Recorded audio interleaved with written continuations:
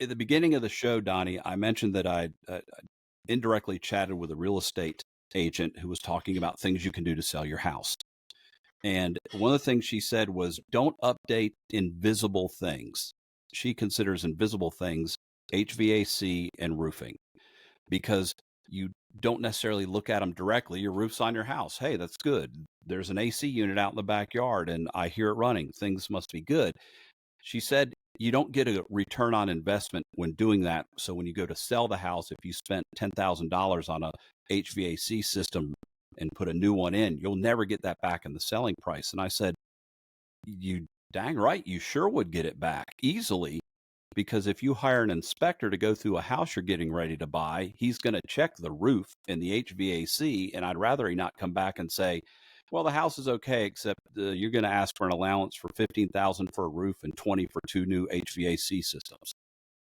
Yeah, and you know this, and anybody who listens to the show knows this, but we preach all the time about HVAC and roofing are your big ticket items on the house that are guaranteed to have to be updated, and they're guaranteed to wear out. They both have limited lifespans. Usually with HVAC, 15 years is a good run. 15 years for something in an older home, especially where it's not very well insulated, it runs a lot more than what we have in these newer houses. But with a roof, you know, it used to be 20 to 25 years for a 3-tab shingle, and then it was 30 years for an architectural, and then basically the shingle manufacturers came out with this 50-year warranty that we offer with SureTop.